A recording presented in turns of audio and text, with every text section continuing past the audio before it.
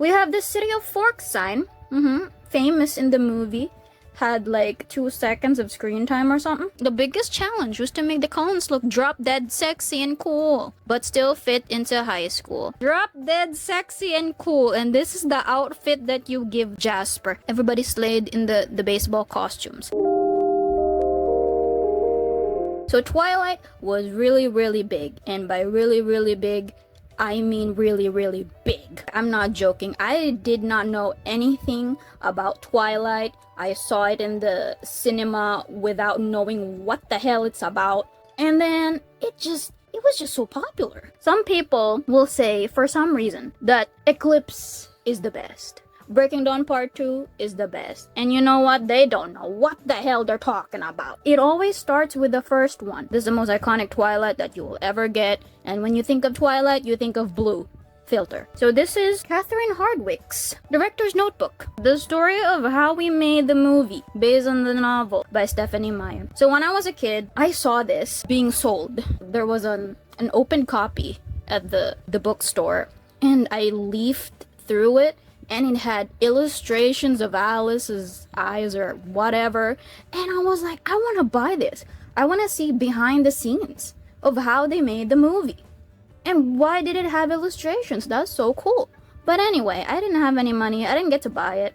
But now I was able to. So I just wanted to go through it because why not? We have the main slayers, Bella and Edward, you know, going through life. Going through the forest, no big deal. This is somebody's eyes. What is this? Actually, I don't know what that is, but it's in the forest? I don't know if it's Edward being a weirdo. And oh, look at that. It is Alice during the famous baseball scene. Supermassive black hole. Everyone who's anyone knows about that. They never forget. We have the Flightless Bird American Mouth song in the background for the prom scene. We have the ballerina studio. Is it ballerina studio? But the fight with Edward and James. We have Edward doing the Flint Rider smolder thing. We have Jacob over here before he was a piece of shit. We have some illustrations. What is this? Oh, it's Edward doing Bella's lullaby and Robert Pattinson playing the actual piano because he can. We have illustrations of the car crash between when Bella was almost a sandwich. We have the baseball scene illustrated just for you to get an idea of when they hit each other. It's loud and sounds like thunderstorm, which explains why they play baseball during a thunderstorm. We have Bella over here before all the shit show happening, and by shit show I mean before Ms. Renesmee, body horror in Breaking Dawn Part 1. All the girlies know that. We have Catherine Hardwicke testing out some costumes. I don't know what the hell she's doing. We have the City of Forks sign. Famous in the movie. Had 2 seconds of screen time or something. We have Catherine Hardwicke, once again, with her weapon of choice, which is a camera. We have the family. Who is that over there? Oh, it's Carla and Esme. And why are they there? And then the nomads are over here. We have illustrated Edward with his trench coat, and he's just looking weird. We have the Twilight book cover. The spine, we have Bella, and we have Edward. With the back, what do we have? This is the inside story. In this book, you'll follow me, because Catherine Hardwicke is the one creating the book. You'll follow me through the creative process that went into making Stephanie Meyer's hypnotic novel come alive on screen. Get the inside scoop on the wardrobe, storyboard sketches, behind-the-scenes photographs, and personal notes about making my favorite scenes. You don't get this nowadays. You just get the movie. There's other movies that do this, publish some behind-the-scenes thing about the movie. One that I also have is the Diary of a Wimpy Kid one, We'll get to that next time, don't you worry. The other one that I know is not really a director's notebook. I'm talking about the Hunger Games tribute guide, and I think the other one is called World of Panem, which is not really a director's notebook, but it showcases more info and visuals, basically, about the tributes, about what Panem and the districts look like, and it's really cool. I don't have any budget yet to buy it and go through it, but one day I will buy those 2 books and probably, go through it too. For now, we have some sketches. We have, for some reason, a spoiler of a werewolf over there. We have the nomads. We have Jacob and his dad, Billy Ray Cyrus, James with the camera, weirdo James. I don't know what this is. Is it Bella? I think this is Bella. I think this is the ballerina studio. I think I said ballerina studio a while ago, but it's ballet studio. We have Bella slaying in her cardigan and Party in the USA boots. We have someone with a microwave doing this sign. I don't know who that is. It's Edward, not protecting Bella from the car. I don't know what that is. Mr. Charlie Swan, best character. Mr. Carlisle. James. Hello, Rosalie. We have the best character, Alice, illustrated. I think this is the one that I saw inside the book where I was like, oh, this is so cool. And then we have Bella and Edward being spider monkeys in the trees. And then the prom scene in the gazebo where Bella was like, oh, I thought you're gonna make me into a vampire. And then Edward was like, is it not enough to live a long and happy life with me? And then Bella's like, what did Bella say? I forgot what Bella said. But anyway, we're going through the notebook. Oh, sorry. Thought you might be surprised. It's just black over. Anyway, yeah. We're going through the mind of Catherine Hardwick. Okay, so we have some trees. Oh, look at that. We have the slayers, the main slayers. Blurred main slayers. Bella and Edward. I don't know what the hell their ship name is. For the fabulous Stephanie, who started it all. And my sister Irene, whose mysterious paintings inspire me daily. And for my mother, Jamie, who insisted several times that I cast a hot Edward. Jamie, I have some questions. So we have some visuals right away, which is the book. And Bestie Catherine has a foreword or a message. In January of 2007, I bought a copy of Twilight and devoured it. This is a photo of how my book looks now. My challenge was to translate this to film. In this book, I try to show fans and inspiring filmmakers the process that my crew and I went through while making Twilight. See, it's not even just about making Twilight. It's also for aspiring filmmakers. What's in her bag? Musings by Patrick Smith, the director's assistant. Okay, we have the shooting script. Over there, we have a copy of the book. We have some highlighter, some pens. This is the backpack. Total estimated weight, 40 pounds. Jesus Christ. Leaves her side. Never. Guess who gets to carry it? I guess it's Patrick. Ooh, look at the illustrations. This made me think of the meadow. Detail of a painting by my sister Irene Hardwick Oliveri. Say what you want about the first one, it had the Twilight vibe, okay? The other movies did not compare at all. It became this blockbuster hit. It didn't have any of the nuisances of Twilight and how it felt, I think, for me. The first Twilight really was just about, like, mystery and figuring things out and just overall, like, forest darkness, and it did, it felt that way in the first Twilight, even though they changed a lot of things which people did not like. So I guess they were like, no, I don't like this first Twilight one, and why is it blue? But you know what, it was really good. We have the look of Twilight, cinematography and color palette. This is the ballet studio, the one where Edward says, "And so the lion fell in love with the lamb." And then Bella says, "What a stupid lamb." And then Edward says, "What a sick and masochistic lion." This is the skin of a killer, Bella. Forks is ready for Twilight. I think these are residents from actual Forks, Washington. It's a legit location that you can take photos in back then. I don't know if it's still up.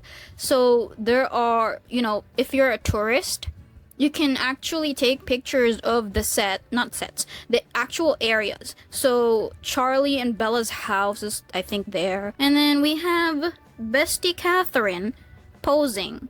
I posed for this shot so I could draw a storyboard of Victoria. We got Bestie Catherine Hardwick doing some shopping, looking for inspirations. And oh, we got the first main slayer, which is Kristen Stewart. I think she's 17 when filming Twilight, if I remember correctly. It's like 2 years after Zathura. Oh, sorry, Zathura. Okay, I always read it as Zathura.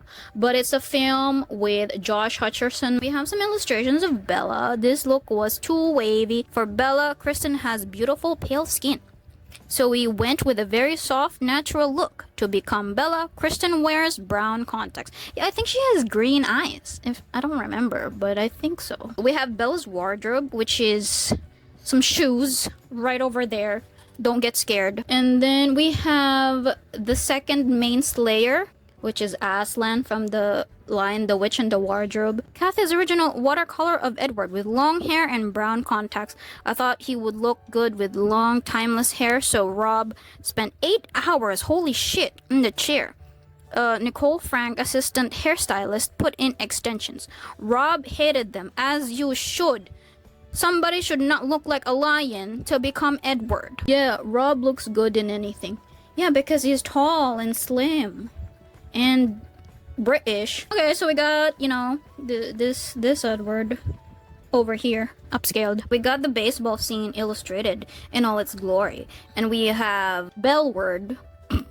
Weird. Cullens have been playing ball since the 20s, the 1920s. So they mix in retro shirts, caps, etc. And then we have the best girl. Ashley wore a wig. We kept cutting it shorter until we got it right. And you know what? You did not have this wig anymore in Breaking Dawn. It was a legit pixie cut and nobody batted an eye. The Cullens have light golden eyes when they are full and black eyes when they are hungry. In chapter 22 of Twilight, we find out that Alice was confined to a mental hospital in the 1920s, so her hair was cut off, jagged, short, and spiky. See, they even thought of that for the first Twilight, like her backstory and everything. We wanted all of Alice's clothes to have a touch of magic? What the hell does that mean?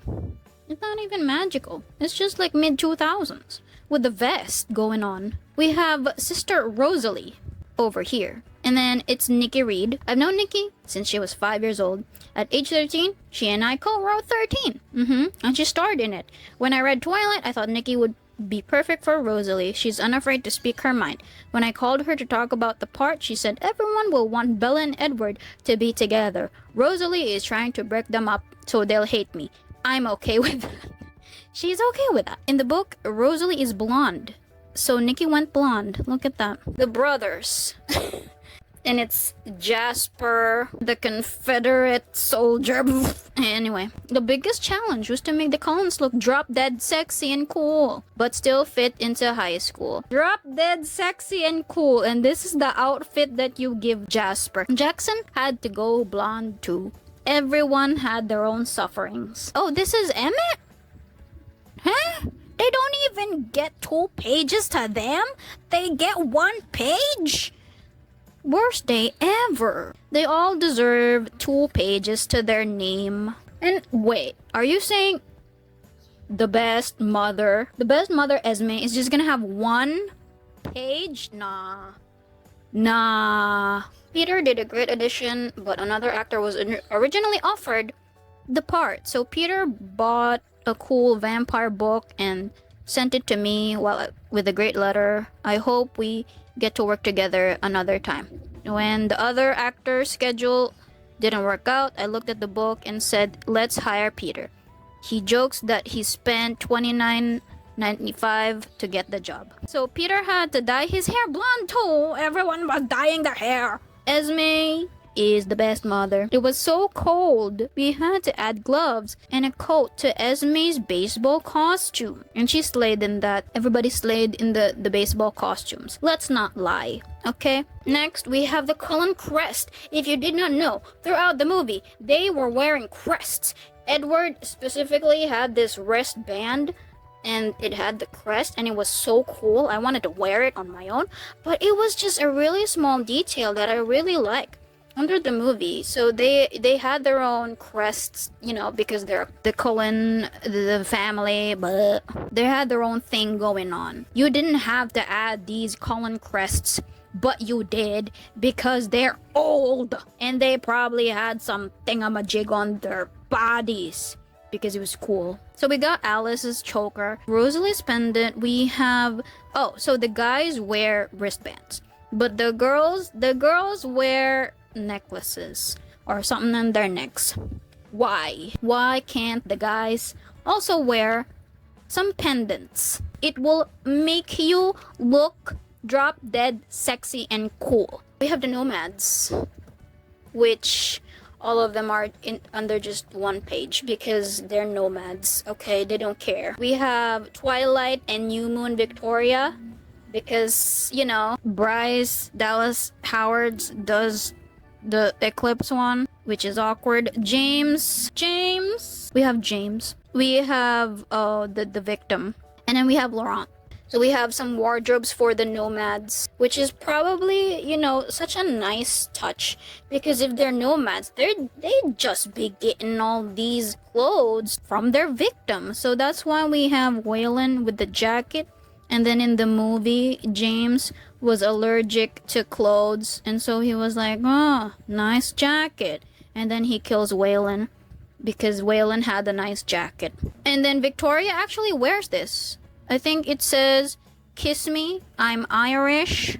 I don't think Waylon is Irish though. I don't know what Laurent wears. Maybe the pants. We have assassinated character in New Moon to Eclipse to Breaking Dawn, Jacob Black, aka Taylor Lautner, aka Wolf Boy, aka husband to the babe. Taylor had to wear a wig, not his favorite thing. Yeah, if the wig looks like that, I don't think it will be my thing too. It looks like the wig Bella wears in Eclipse. They probably just traded wigs. And then we have the humans because they are not really that important. We have Anna Kendrick, aka Jessica, impressed me with her comic timing as a speed-talking debater in the Sundance favorite Rocket Science. And it's also, you know, Becca and Pitch Perfect. We have Mike Welch, aka Mike. His name is Mike. Okay, in real life. Sports a real Letterman jacket from Forks High School. Justin Chan, aka Eric, showed up in Portland without his cool audition shirt and tie. I said, can't your roommate send it to you? I mean, that's why I hired you, dude. For Anna, of course, we had to pick the prom dress that made her boobs look good because Jessica would have wanted that. Christian Serratos, aka Angela, wore her own geek chic glasses. Geek chic? I don't know how to pronounce that. Hot tip for actors, dress for the part. And she's saying, this is good that you have bad eyesight.